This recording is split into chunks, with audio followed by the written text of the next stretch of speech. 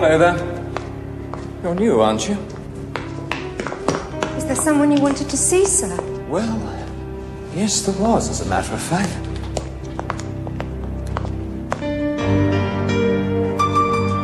I'd rather like a few quick words with my wife.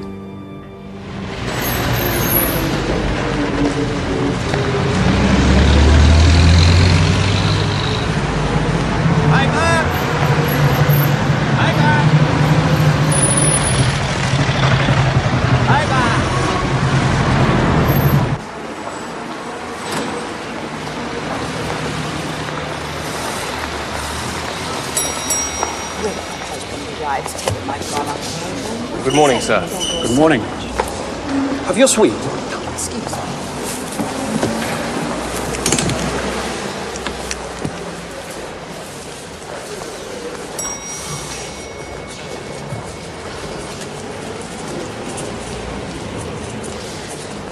And how long will we be having the pleasure of your patronage, Monsieur le Comte? Difficult to say. I have a business in London of an indefinite nature. Have your florists attached to the hotel? But of course, monsieur. Excellent. Suite 37.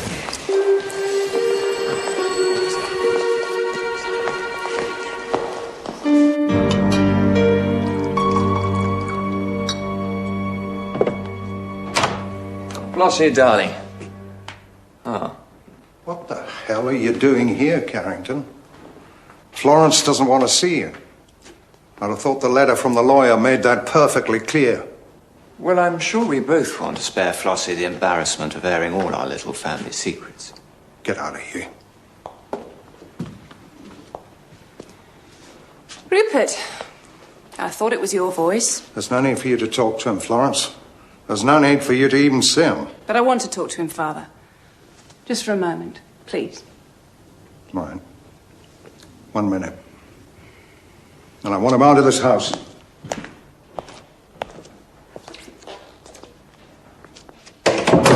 He never liked me. Good heavens. I can't imagine why.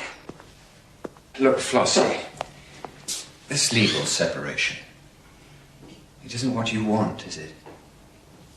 Rupert. The only reason I wanted to be alone with you was to be absolutely certain I got you out of my system. I have. Goodbye, Rupert. Flossie, wait. Look, all right, if that's what you really want. But look, you couldn't, I'm in a spot of difficulty. You mean money? Not a penny of it. You've had a good run for my money, but now it's over. I think you should help me out, Flossie. What were they standing out of the close yesterday in Sydney? Listen, the geologist's report is fine. Couldn't be better. Where do the rumors start, you know? Paris? Who in Paris? Look, Tommy, hold the bank off. When the real report's published, those shares are going to rocket. Yeah. Right.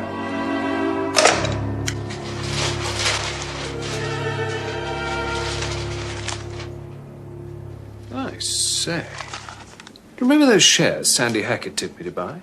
Shares, Hastings? The Australian mining company, Yellow Creek. He said they were about to make some spectacular discovery. Do not tell me, Hastings. They are down to 5 shillings. 3 and 6, actually. I thought you didn't study the stock market. I do not, Hastings. I study the psychology. Monsieur Hackett is what we call the congenital optimist. The only occasion on which we met, he assured me with the utmost certainty that it would not rain that afternoon because he was going to the garden party. Yes, I remember. It bucketed down.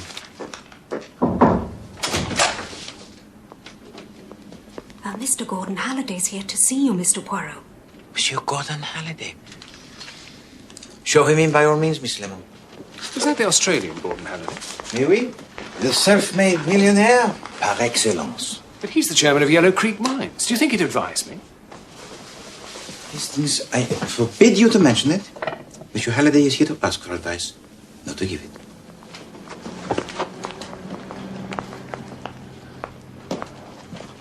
Mr. Poirot. Very good of you to see me without an appointment. Not at all, Monsieur Halliday, not at all. How may I be of service to you? Well, actually, it's a little awkward.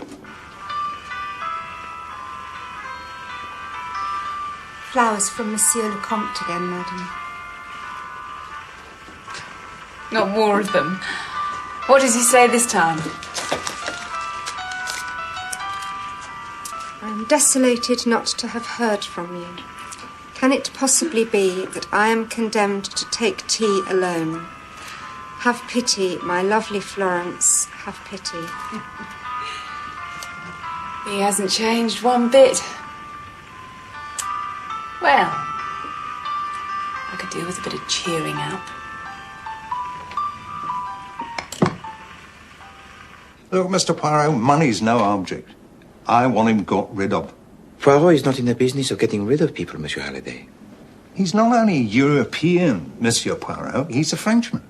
And he's not only a Frenchman, he's a wrong 'un. You see, it's hard for poor Florence.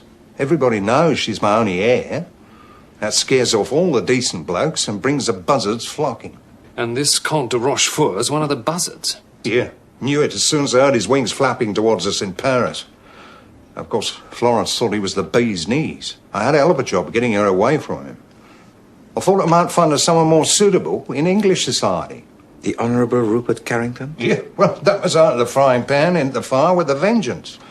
And now, just as she gets him out of her hair, back out of nowhere comes this so-called Count, staying at the Adelphi Hotel, spending a fortune on roses.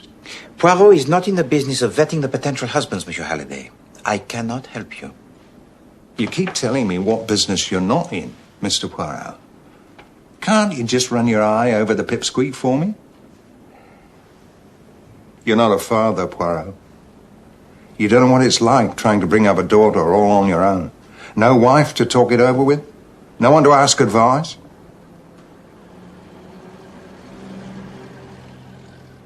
Very well. I will run my eye over him for you. I can tell you where he'll be in half an hour from now. Unless I'm very pleasantly mistaken, Florence will be there too.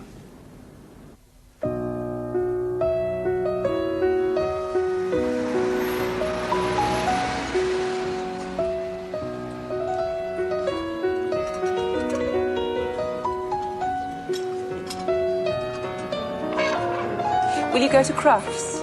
Crufts is about the most exciting thing in London this month. No, that is not so. I was devastated when you left Paris, Florence. I was utterly destroyed. Well, I'm sorry about Paris. My father... Ah, your father. Perhaps he will look at me in a better light this time. Well, why? What's different this time? I have a job. I think the First National Bank of Paris will carry weight. Even with him.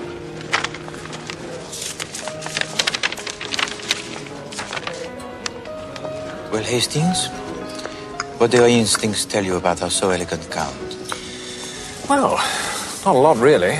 Just looks like a typical frock. A typical Frenchman. I mean, typical Frenchman of his time. A Frenchman. Quite so, quite so. Typical of his type.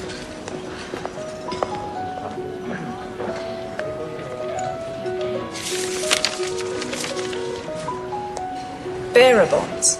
Worth 20,000 of your English pounds. Now, if the bank can trust me to such an extent, so can your father.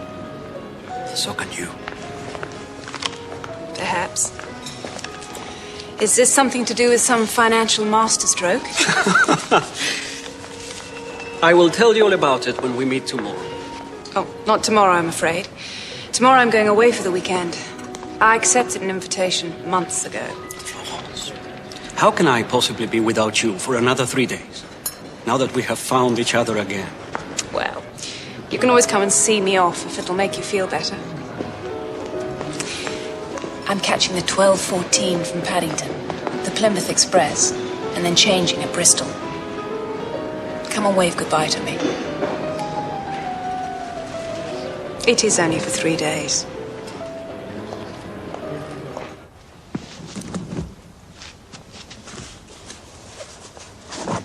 Which of the jewels shall I pack, madam? Oh, I can't decide. I'll take the jewel case with everything. Do you think that's wise, Miss Florence?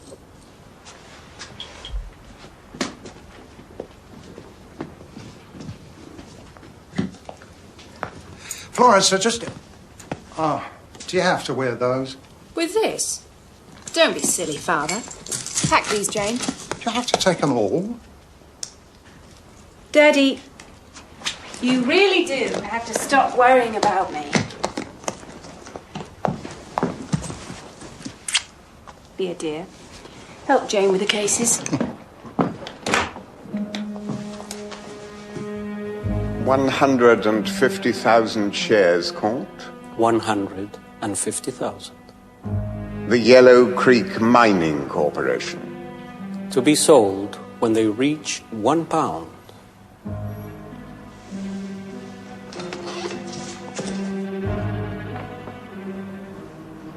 It's my security.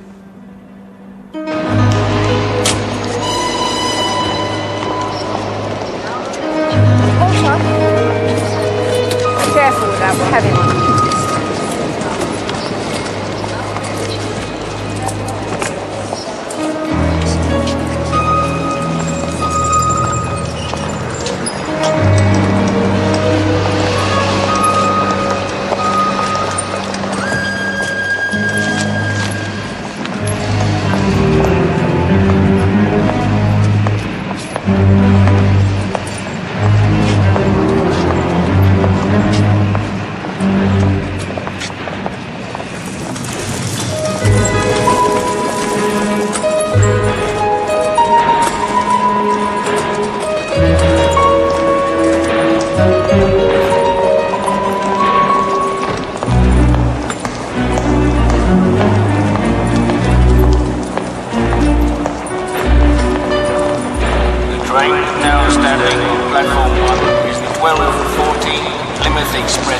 via Bristol.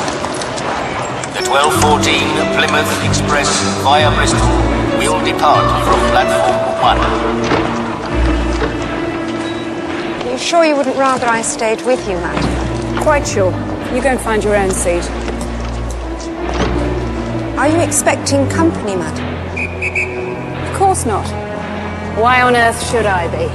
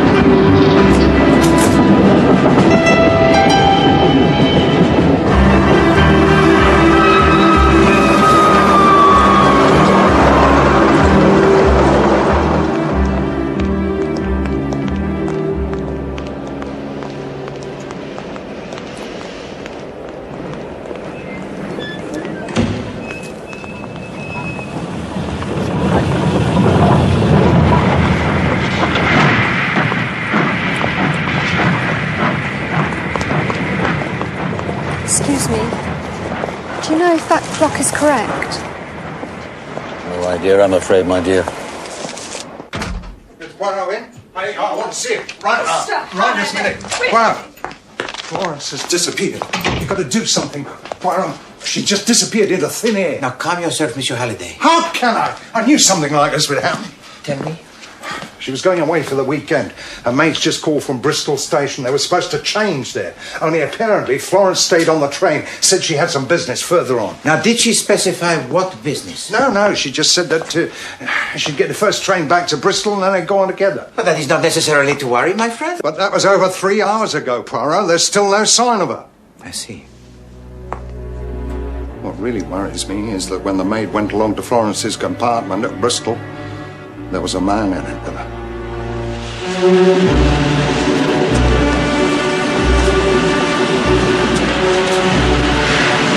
Train now arriving on platform 1 is the 12:14 from Paddington.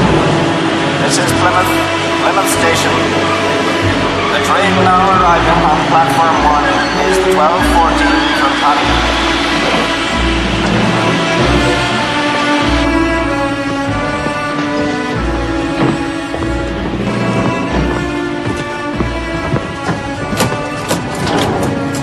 We know the pen's on, see you soon.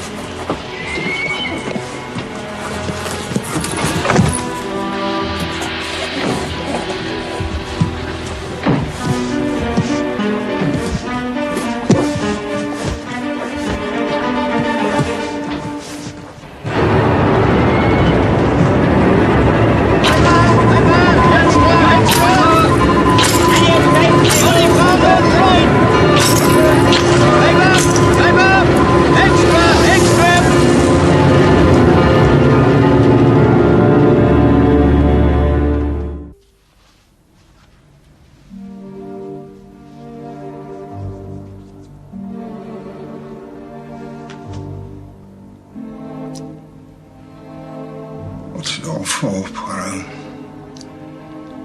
You're a clever man. You tell me that. My dear friend, I'm so very, very sorry. You find a murderer, Poirot. Won't make you richer than you ever dreamed. Halliday, my friend, it is not a question of money. Believe me, I also shall not rest until the murderer is brought to justice. It is essential that I speak with the maid at the earliest possible moment. She's in the breakfast room. The police are questioning her right this minute. I tell you, I never saw his face. That's a bit hard to credit. Well, she made sure that I didn't. Mrs. Carrington. She was standing in the doorway when we got to Bristol with the luggage already out in the corridor. I just caught a glimpse of him over her shoulder. He had his back to me. Well, you must have noticed something. I told you he was tall. He had on a dark suit. And I think... I'm almost positive that his hair was dark too, but that's all I remember. All right, Poirot. Hastings, I heard you were here. Nasty business, this. Oui, d'accord. A genuine tragedy. If I may ask you, mademoiselle, did he seem to you in any way familiar? No, I don't think he did. Could it have been Mrs. Carrington's husband? Well, I only saw him once. I suppose it could have been. Have you ever met a man who calls himself Le Comte de Rochefort? No, sir. Bien. Thank you very much, mademoiselle. So, after you'd caught a glimpse of this man you might or might not have seen before, then what happened? I told you, Mrs. Carrington said she had business on the train and that I was to take the luggage and wait for her. Mr. Halliday tells me that Mrs. Carrington had a lot of jewellery with her in a blue Morocco travelling case. That wasn't with the stuff you took off the train? Oh, no, sir. She kept that with her. What do you think, Poirot? I presume that the travelling case of blue Morocco was not discovered with the body. You presume 100% correct. Mind you, that doesn't necessarily signify. For whatever reason the murderer had for killing her, he'd be a fool to let a bag full of valuable jewellery go begging. Well, perhaps he took it to distract us from his real motive. Taxi!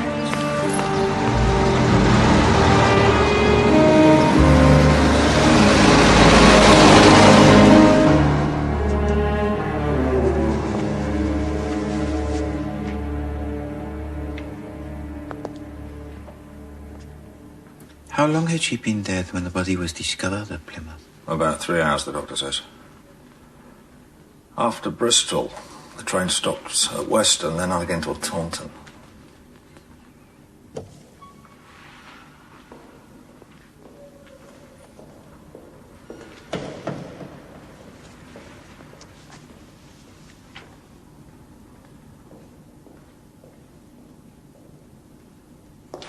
According to the pathologist, she was killed soon after the train left Weston at the very latest. Possibly before. Before the train reached Weston? Could be. The train for Plymouth departs from Paddington Station at 14 minutes past 12, does it not? 12:14, yes. Hastings, what do you say to an invigorating ride into the West Country?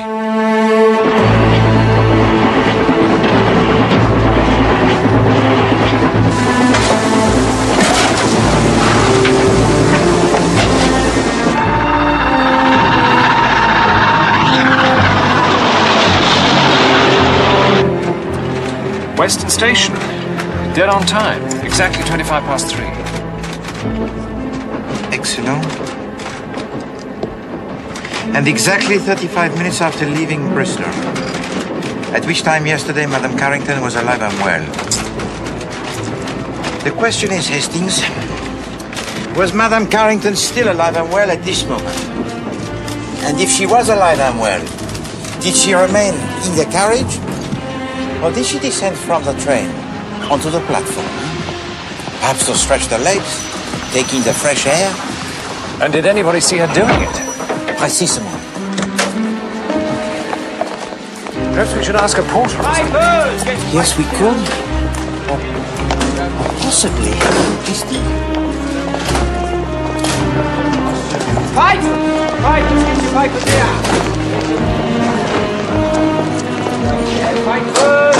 Excuse me. No, thank you. You have the appearance of a bright, observant young lad. That's what my mum says. Tell me, I want you to try to remember, at precisely this time yesterday, did you see descending from the train a woman, a handsome young woman in a blue hat and coat, perhaps? She brought a newspaper with you, huh? You mean the Australian lady? So you remember her? I couldn't forget her, Gov. What a fuss she was making. Fuss? Yeah. She kept going on about wanting a late edition of the paper, any paper. Well, I told her I only had the early edition, but she wouldn't believe me. Kept going on saying I must have one as her life were at stake. I said, pardon. And, did she give to you any reason why she was so desperate to acquire this late edition? No, she just kept saying he'll be so angry and looking back at the train like someone was on it waiting for her. And then? Well, nothing. She just kept going on and on until she nearly missed her train. She only just managed to jump back on it as it was moving. Thank you very much.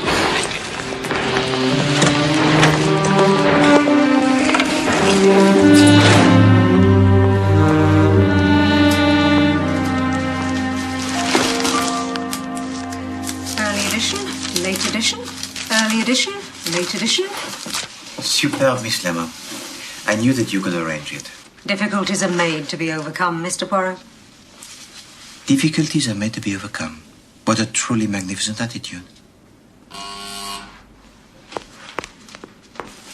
So, Hastings, let us divide these between us and examine them minutely.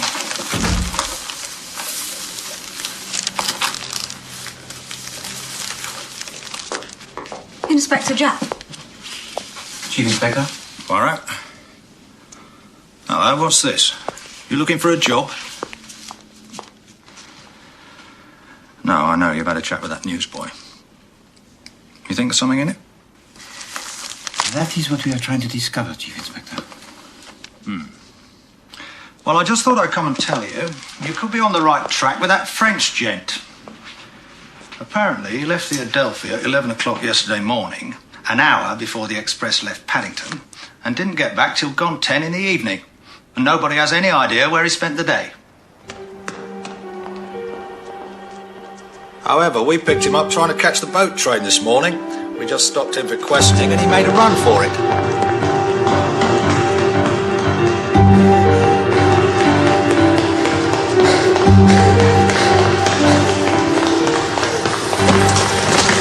He's down at the station now. These papers have probably got nothing to do with it. Oh, no, Chief Inspector. When we shall discover why Madame Carrington was so anxious to acquire a late edition, then we shall know why she was killed and who is responsible.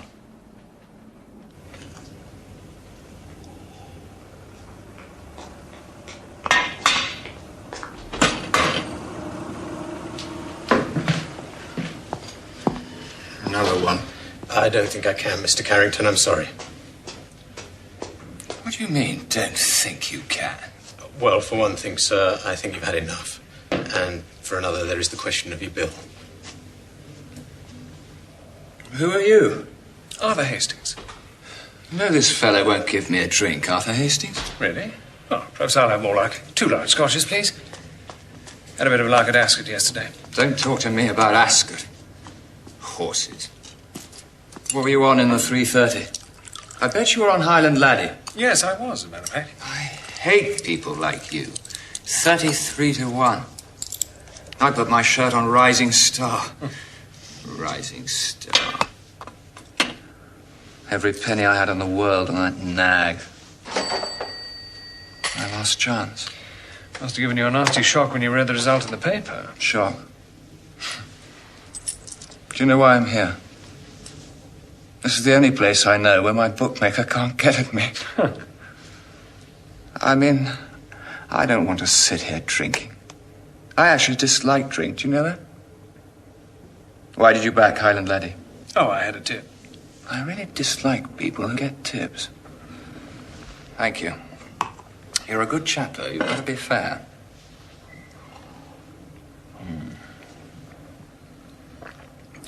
How did you know I read about it in the paper? Oh, you said. You said you weren't at the course. Did I say that? You are a good chap. Every penny I had. I looked at that newspaper. I could be a success, you know, if I just had the capital. And tips. Isn't there anyone you could go to for capital? Not a soul in the world. Not now. I don't want to talk about that.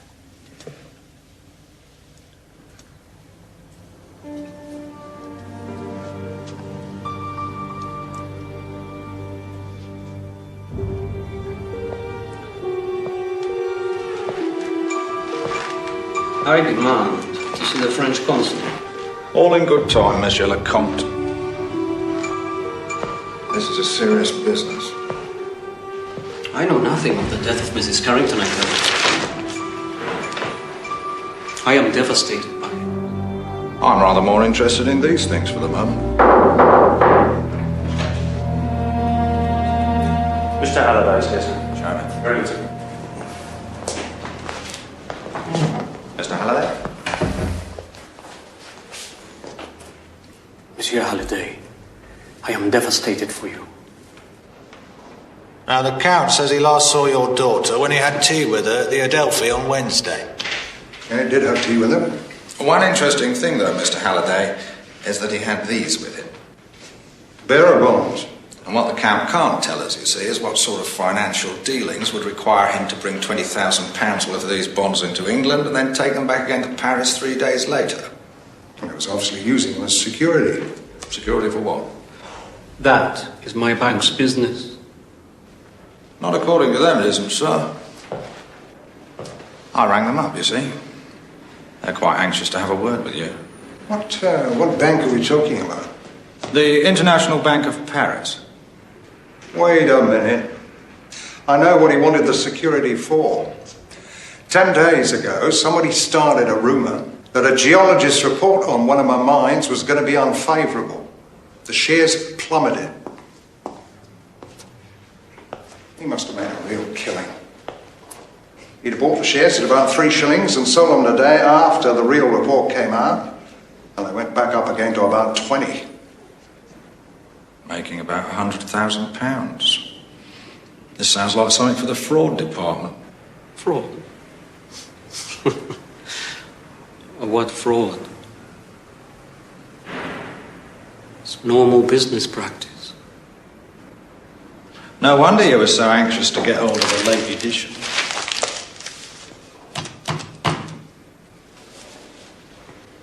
He went down to Ascot, put everything he had on Rising Star. As soon as he knew the horse had lost, he asked Florence for a loan. She refused it. Right, Poirot, the frog's cracked. I knew it.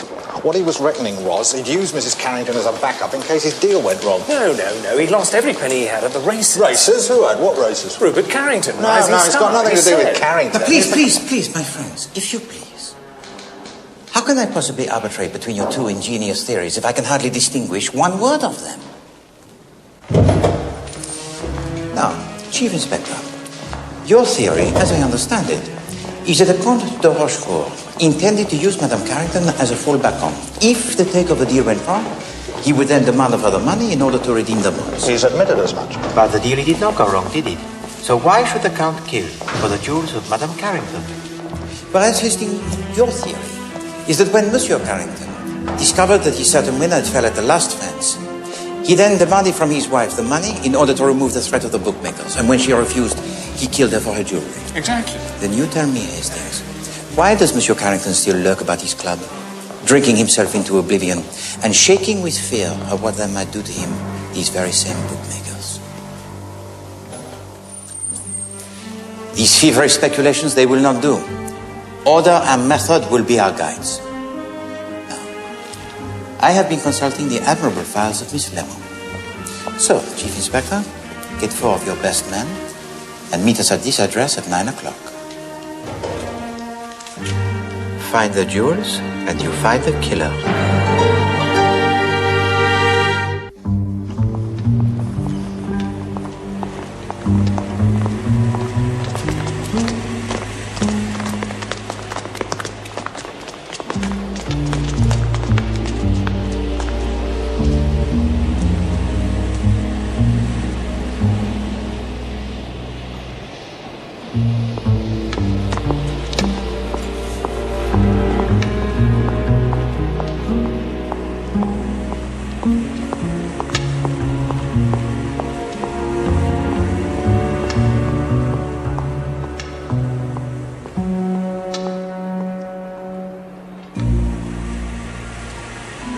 What's happening?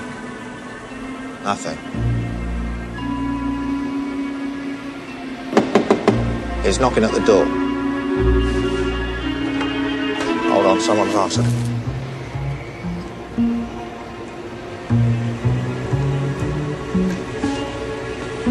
He's gone in. I wish I knew what he was up to.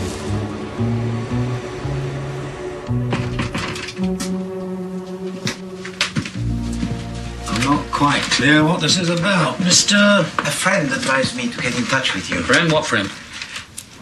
He prefers to remain anonymous. Oh, yes. I don't think I care for anonymous friends. My friend is anxious to buy some jewelry. Plenty of shops around.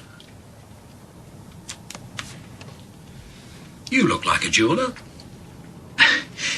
You're very acute, monsieur.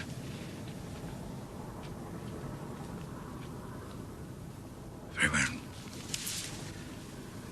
Perhaps you read of the jewelry robbery the day before yesterday on the Plymouth Express? I don't read that sort of trash. You are very wise, monsieur. There is blood on those jewels. It will make them very hard to sell. You're a funny little fellow, aren't you? What are you? Montenegrin? Polish? Belgian, Monsieur Mackenzie. You see, those jewels will have to be broken up, removed from their setting.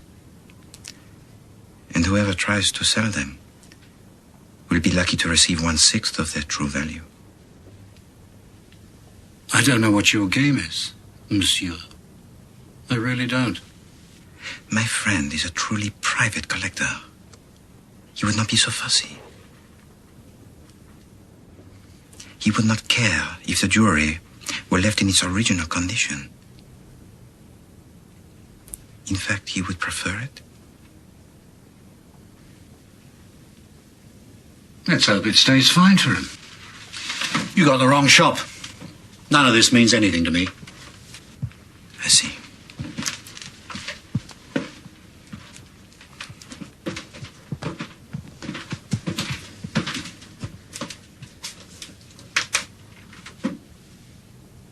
Sorry, I couldn't be of any help. We all have false hopes, Monsieur Mackenzie.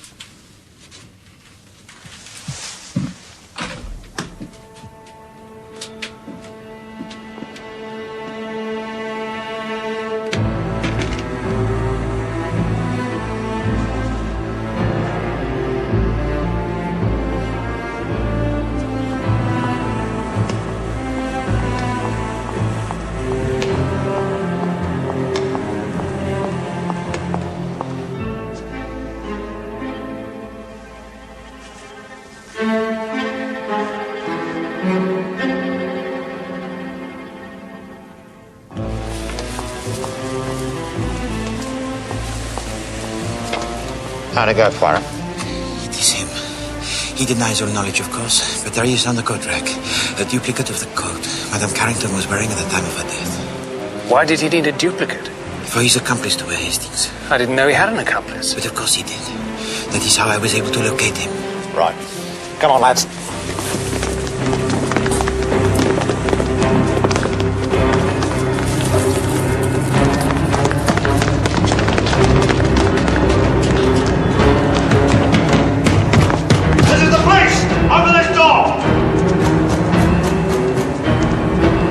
Right, break the door down.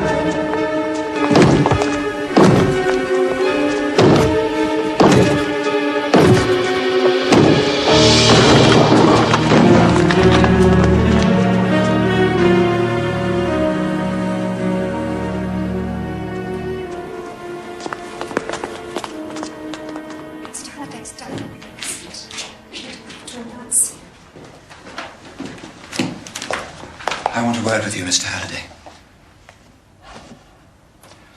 You weren't welcome when my daughter was alive. You're even less welcome now. I don't care if I'm welcome or not. Why should you have an easy conscience? This horror would never have happened if you hadn't come between Flossie and me. The only thing that came between you and Florence was your character.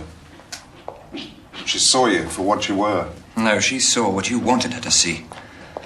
You could never let her go, could you? Yeah, what is it, Mason? It's the inspector from Scotland Yard, sir, and a lot of other people.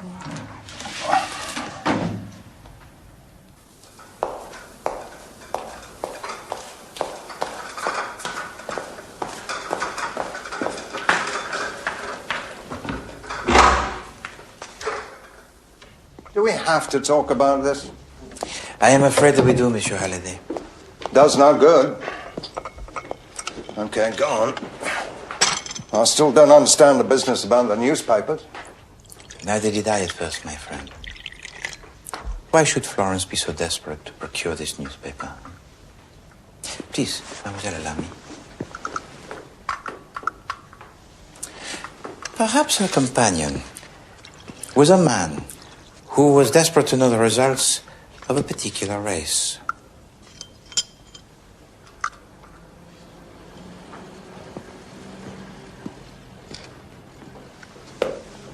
Thank you, mademoiselle.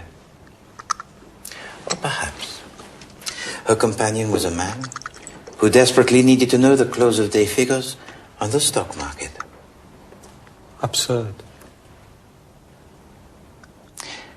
I tormented my brain. I agitated the little grey cells without mercy. Why did Florence Carrington so desperately want that newspaper? And what was the answer? The answer, my friend, was that she did not. Now, once this ideal presented itself to me, the truth it soon became very clear. You see, I knew Florence was murdered because of her jewels, but I also knew something about the man who killed her. Knew what? The man I was looking for had to be a thief of the most steel-hearted, one capable of committing the senseless murder of an innocent young woman. So I looked in the files of Miss Lemon, and what do I find? I find a jewel thief by the name of Mackenzie.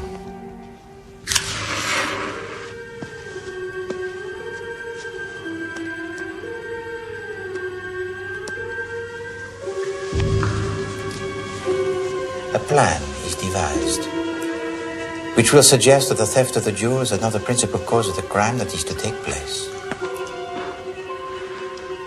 That color really suits you.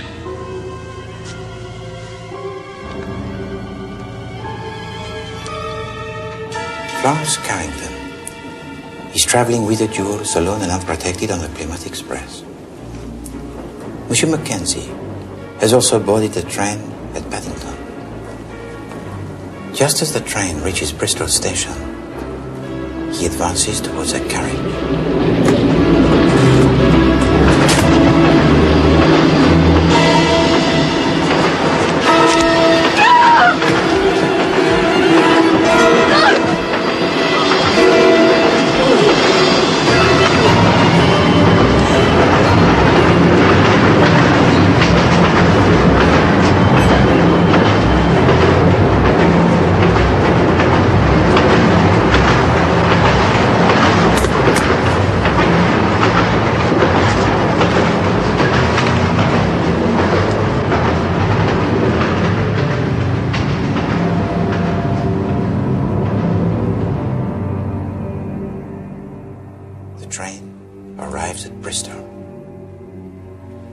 Monsieur Mackenzie descends from the train, carrying with him not only the jewels, but also the baggage of Madame Carrington.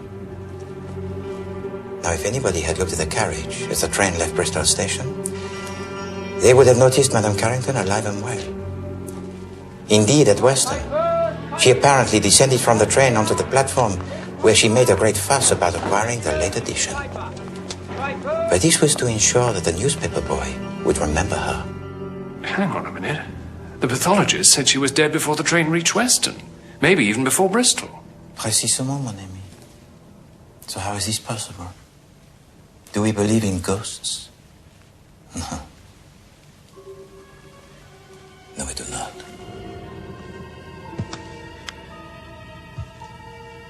It was not poor Mademoiselle Florence who was seen traveling on the train to Weston. It was not Mademoiselle Florence who made at Weston Station the fracas. It was the accomplice of Monsieur Mackenzie, wearing the duplicate blue coat.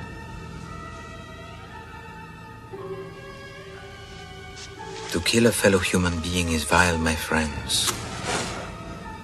But I wonder if to kill a fellow human being with a knife is not the most vile. You look a proper lady. To see the eyes of the victim staring into yours. To feel the breath upon her face. The scrape of the knife point between her ribs. You see, the ruthless accomplice of Monsieur Mackenzie was a woman called Grace Kidd, who was employed by Madame Carrington under the name of Jane Mason. Tell me, mademoiselle, was it absolutely necessary for a poor, wretched woman who had never done to you one moment's harm to die? Was there no other way?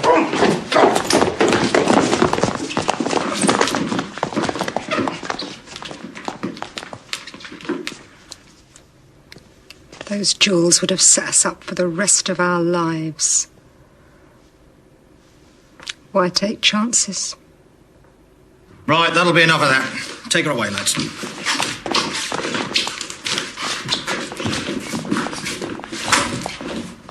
Poor Florence. Poor dear Florence.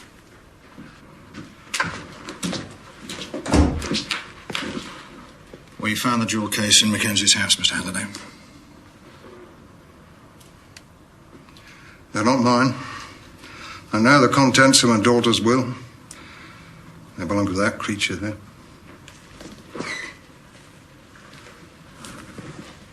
No. No, I don't want them. I'm not going to profit by Floss's death.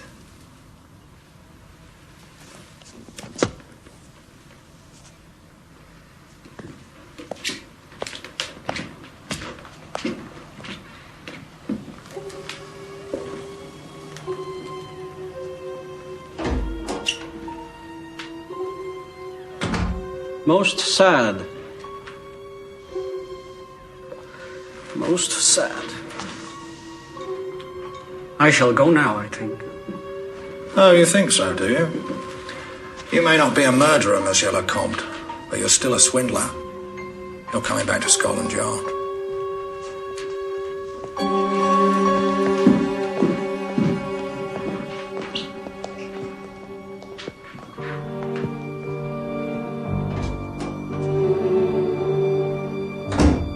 Dear Mr. Poirot, I would like to express my gratitude for your help in this tragic business. Your logical and businesslike approach was something I could cling to in the depths of my despair. I hope sometime in the future to be able to find a measure of such quiet strength. Then perhaps I can start again. I'm returning home to the memory of happier times. Old friends may help me live with the past.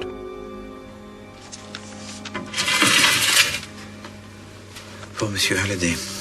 He says in his letter that he will return to Australia, immerse himself in his work, and try to forget.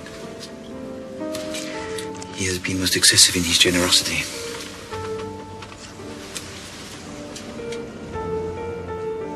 Poor man.